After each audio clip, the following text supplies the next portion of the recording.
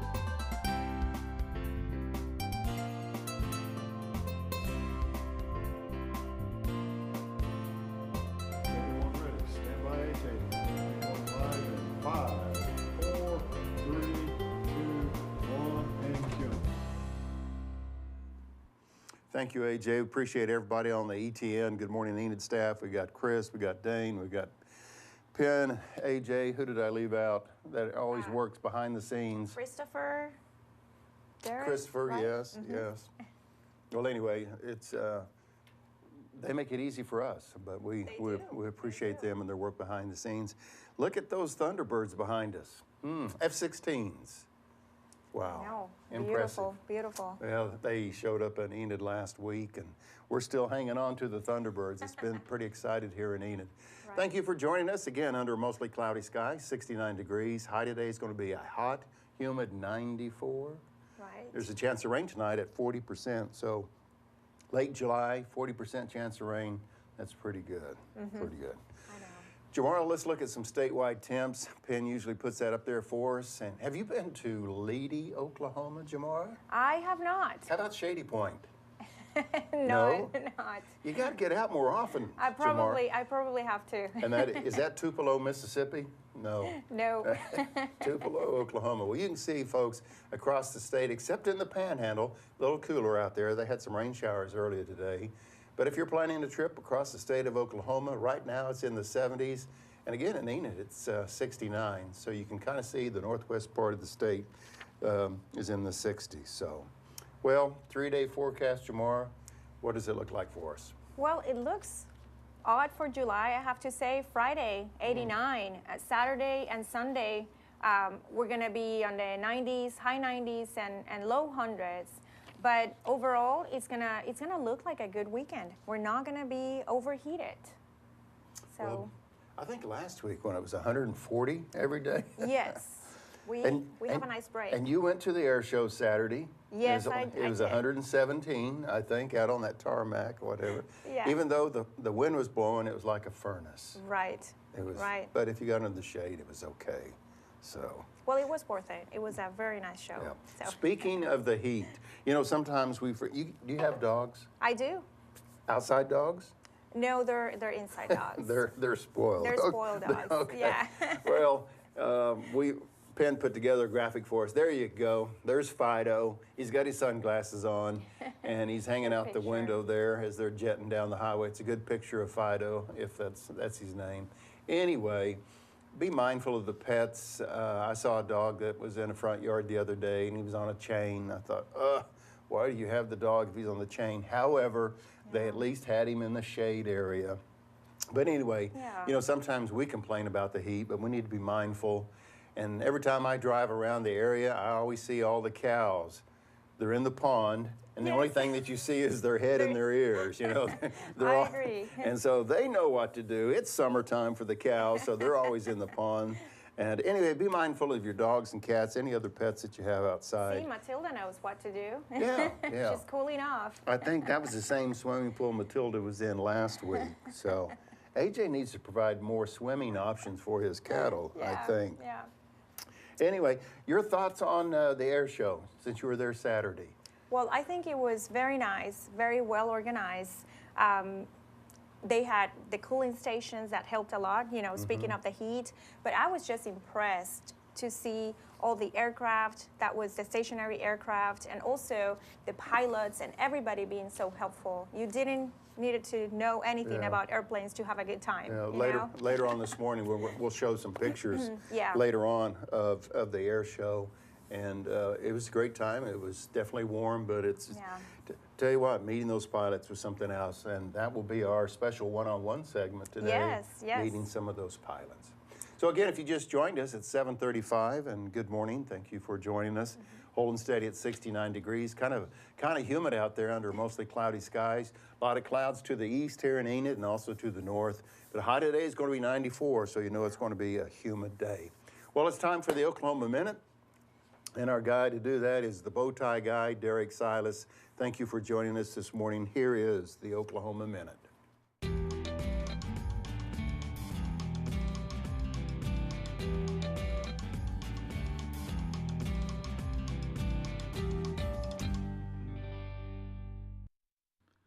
Oklahoma Democrat delegates cast 22 votes for Sanders, 20 votes for Clinton, as a historic milestone is reached, with Hillary Clinton becoming the first female presidential nominee of a major political party. And the city of Enid receives a $160,000 grant from the Oklahoma Department of Tourism to build a trailhead at Government Springs South. E. Melvin Porter, Oklahoma's first black senator, dies at age 86 following a lengthy illness. The city of Enid is considering a curbside recycling program and is seeking input from the community. Please take a moment to complete the survey at enid.org/recycling survey. Also, the city of Enid is conducting a survey regarding the municipal golf course. Your insights and perspectives, whether you golf or not, will assist to create value for the golfers. Complete this survey at enid.org/golf survey. The public is invited to meet Enid police officers for coffee and donuts at the YMCA today from 8 a.m. to 10 a.m. And they are also accepting applications for their Citizens Academy, which is scheduled to begin August 23rd. And on this day in history, in 1868, the 14th Amendment is adopted to the Constitution, granting citizenship to all persons born or naturalized in the United States, which included former slaves recently freed. Oh, and never mind the clock behind me. That's the Oklahoma Minute. Back to you, Steve and Jamara. Thank you, Derek. And the bow tie guy, looking rather dapper. Yes, rather very sharp. Put him on, what is that magazine? GQ magazine. That's what we do. Yes. Good morning, Enid. 7:38, 69 degrees, high today 94. However, there's a 40% chance of rain today, so that's pretty good on this last Thursday of July. Well, let's look at some pictures from the air show. And if you have vacation pictures, you can send them to gme@enid.org. That is gme@enid.org. There's our Holsteins. They're not in, we've got to get a picture of some Holsteins that are in the pond. Cooling off this summer would be a good shot. Anyway, if you have pictures from a birthday party or somebody celebrating a birthday or anything like that, send them. And there is from a postcard, greetings from Vance Air Force Base. Young lady right there standing in front of this big cargo C-17. I think it was a C-17. I'm not sure. Somebody's going to say, Steve, don't you know your planes? No, I don't. But anyway, there's a postcard from the air show. That was a big plane. You could put your house inside that. Yes, now, very Jamar, impressive. tell us about this photo. Well, this picture is of my son Moises with Major Krajic.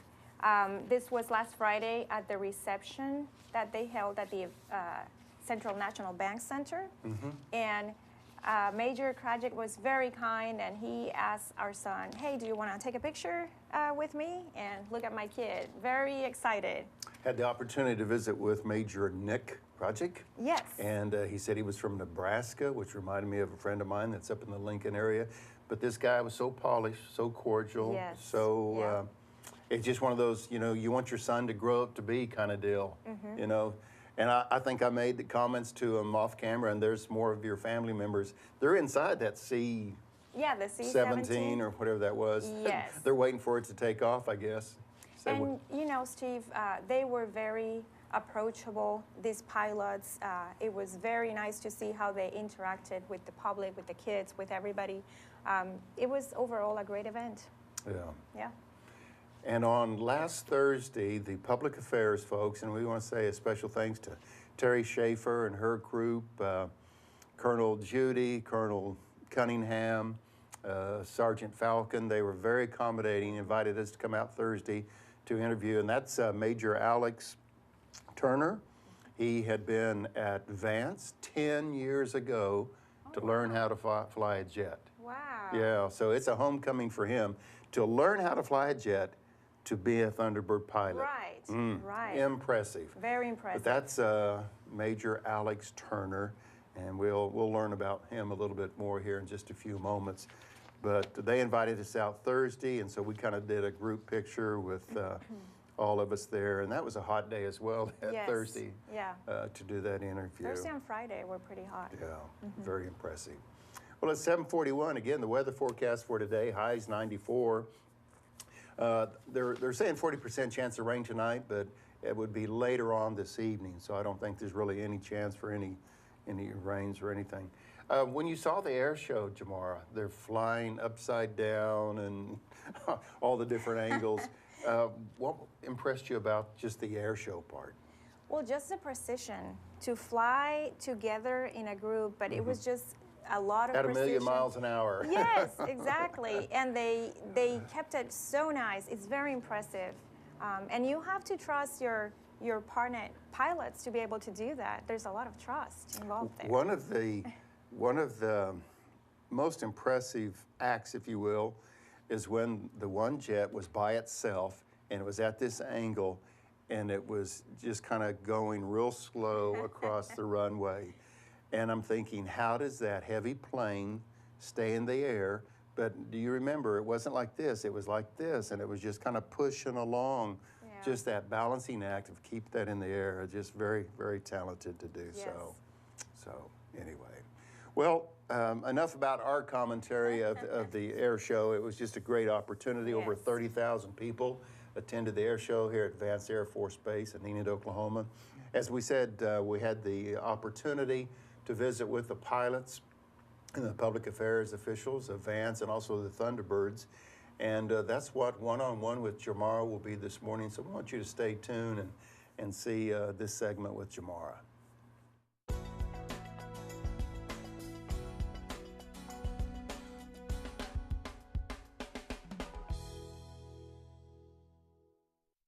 My special guest, number 5, the Upside Down 5, Captain Nicholas Eberling.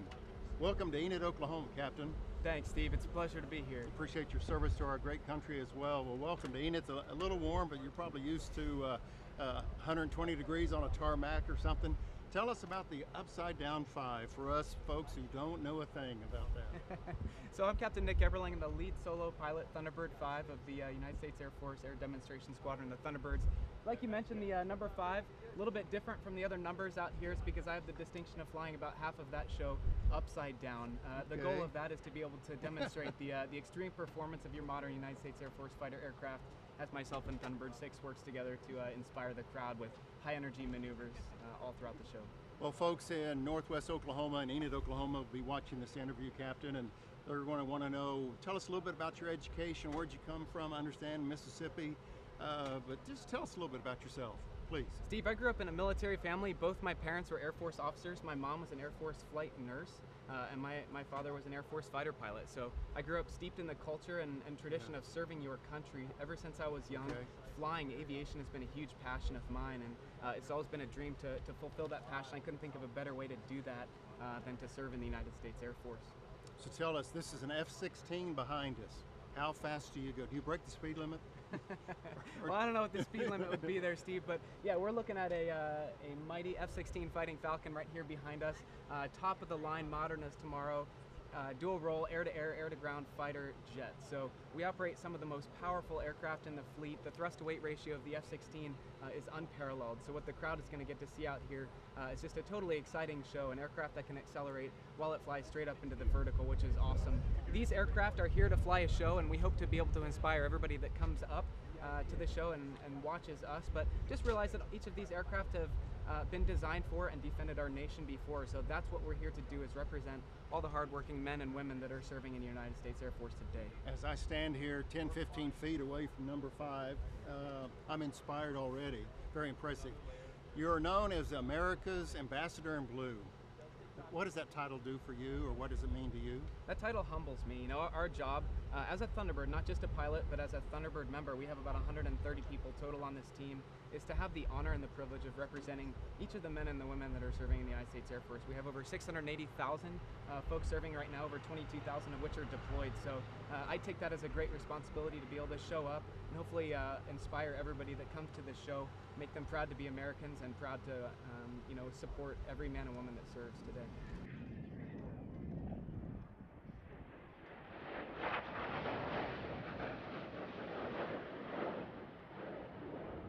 Major, tell us a little bit about the patch that you have on the right side of your uniform. Yes, we've been proudly wearing this patch since 1953, and what it represents as you look at the patch, you can see the Thunderbird obviously dates back all the way to when our team was founded. A little bit of Indian folklore there, as our team originated in Phoenix, Arizona. And what you'll see on there is the diamond, so the 4 jets, that's kind of the nucleus of our formation, and that's how we originally started, was with 4 jets. And then we grew to 5 and then eventually added a 6th jet. So it kind of takes us back to our heritage, all the way back to, again, like I said, 1953 when we were founded. You are known as America's Ambassadors in Blue. What does that mean to you? It's got to be a special honor. Yeah, it is a special honor. It's an amazing responsibility to have to represent nearly 680,000 airmen that are currently serving in the United States Air Force, the reserves, as well as the National Guard. And so for us to get out and demonstrate the professionalism, the pride, and the precision of the United States Air Force in what we do with our ground and air show is just an amazing responsibility, and frankly I'm humbled to be a part of that team. Well, speaking of precision, earlier I visited with the pilot who flies upside down. Don't tell me you do that. What's number 4's role and your role in this? At times I do fly upside down, but I am the slot pilot, and so the slot position is tucked in between the 2 wingmen and just behind and aft of the commander leader, the number 1 jet. It's a unique to flying demonstrations. It's not a position that you'll find in the combat Air Force. Okay. I like to think it's the coolest position. It's extremely dynamic. I'm moving around a lot, flopping around, moving from trail position, line abreast, and then constantly moving back to the slot. One of the cool things is as I look out across the formation, I can see everybody. Whereas the wingmen are looking to their right and left, I can see across the entire formation. So I've got the best seat in the house up there. So with the best seat in the house, how fast are you going? So we will Typically. we'll get upwards of 600 mile an hour during the show. We are speed 600 restricted. miles an hour. Yes, sir. We are speed restricted. We do not want to break the speed of sound, because we'd be breaking a lot of glass if we do that. And so safety of us in the jets, and then the safety of everybody on the ground, is paramount to all of our operations. Major, as individuals are viewing our show today, they just may be curious to know a little bit about your education. Where did you come from? Where's home, if you will? Yeah, so I'm from just up the road here, really, West Point, Nebraska. I'm Okay. a small town kid. Cornhusker? Cornhusker. Okay. That's why I bleed red. You know? Yeah. But yeah, I grew up in West Point, Nebraska, small farm town. Wanted to see some sights in that. Right out of high school, I actually enlisted in the Army. Spent 9 years in the Army, both enlisted as well as a warrant officer, flying helicopters. I worked on my degree. I got my degree from the University of Nebraska, and then commissioned and changed services, if you will, from the Army to the Air Force through officer training school. And then I have a master's degree that the Air Force has helped me get in military studies. Very good. There's a young person, Major, that's watching this show, and what would you tell that young person right now who's considering big dreams?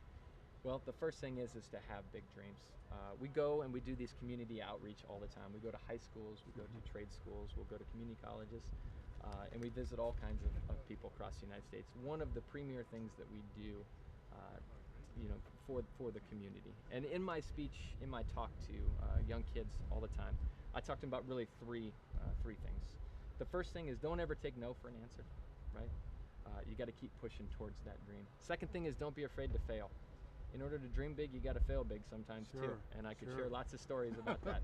And then the third thing is, as kids are growing up, they need to make sure that they're surrounding themselves, whether that's their friends, their teachers, whoever's supporting them, knows what their dream is going to help support them Sure. to get there.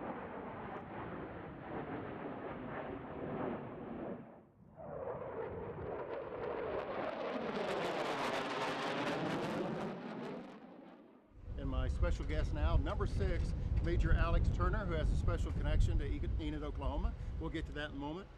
Major, thank you for being here. Welcome Thank you to very Enid, much. Oklahoma. It's an honor. It's great to be back. And appreciate your time. How warm is it on the tarmac here today? Oh, it's- 112? We're used to that. We're based in Las Vegas, so this is the breeze is beautiful. Yeah, to it's me fall right now. weather. Okay, it's fall weather for you today. Well, real quick, you are known as America's Ambassador in Blue. Tell us what that means to you personally. To be an ambassador in blue for the U.S. Air Force is a major privilege and an honor. You know, we have over 22,000 airmen downrange in harm's way protecting our freedoms, and to be able to come out and tell their story and make that connection with the public is the most important part of being a Thunderbird is to me. Well, major individuals in Enid, Oklahoma, and Northwest Oklahoma will see this interview, and they may want to know, well, I want to know about Alex Turner. So tell us a little bit about your education background and maybe your connection to Vance. Absolutely. Of all the places you've stopped, Yep. if you would please. Well, I am an Air Force brat. So my father was a B-52 navigator back in the Cold War days. So I spent my younger years traveling around the country, moving from place to place in New York, California, Ohio, and outside of Boston is where we settled. So went through high school and whatnot through there.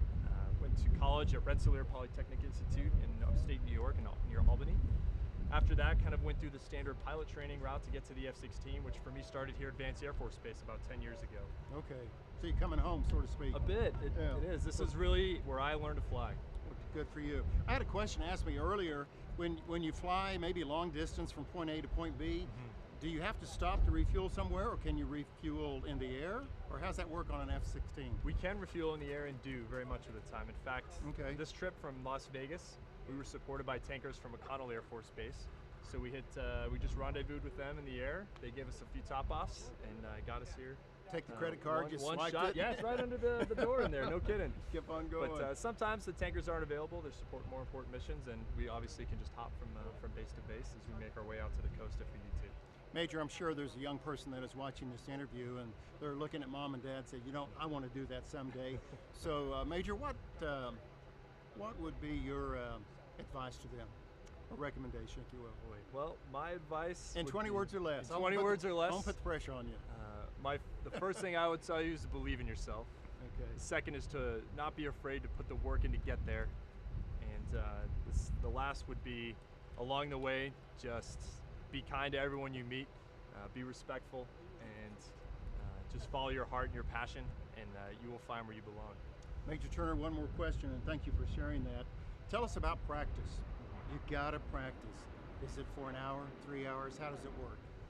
Well, we practice every week for these shows before we come Okay. out. Typically on Tuesdays, we're back home, and we'll fly 2 sorties there that we tailor to the profile that we expect to fly at the show site based off the weather that's forecasted. So we'll do 2 training missions there. We'll come in and check the site out like we did today. So this is kind of a miniature practice, and then we'll do a full dress rehearsal the day before. And each one of those practices is about an hour. Major, thank you for your service to our great country. I appreciate you taking time on this rather warm day to visit with us, and it's good to have you back in Enid for a while.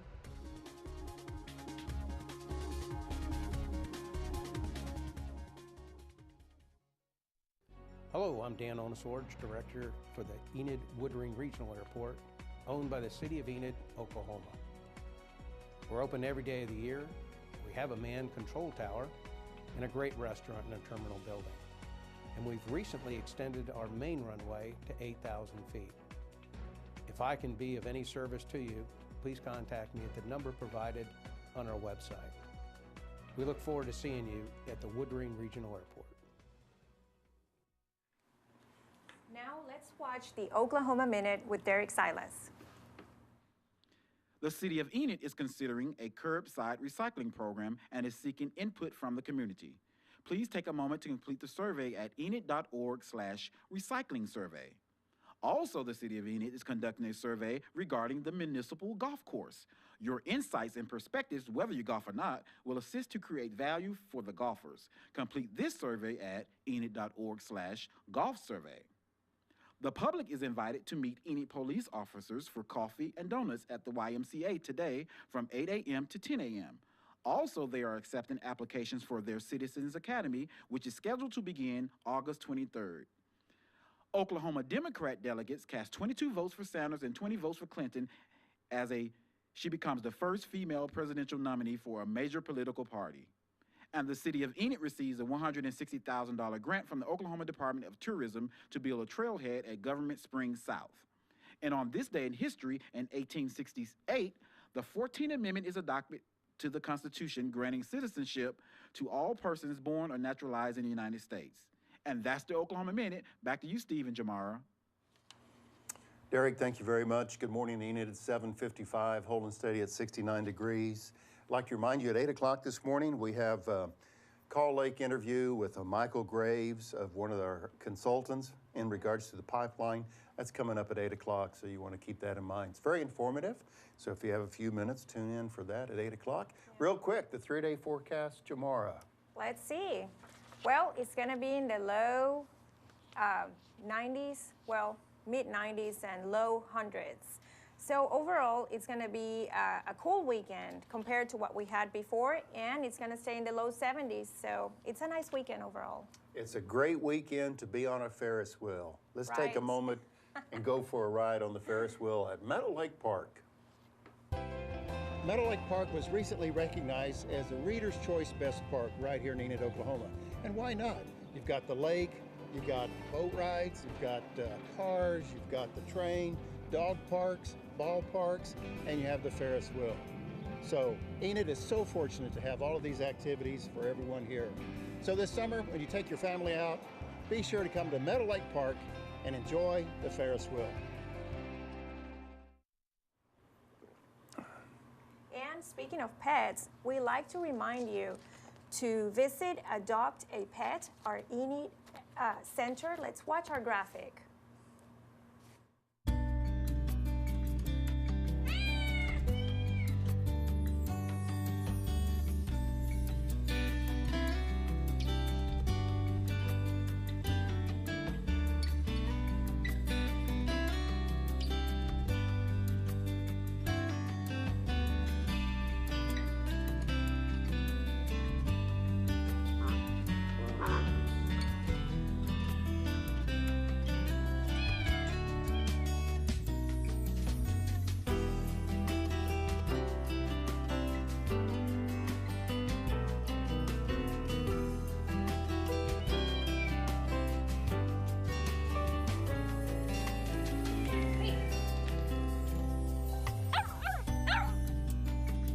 We are located at 1200 South 10th here in Enid, Oklahoma, and our phone number is 580-249-4910.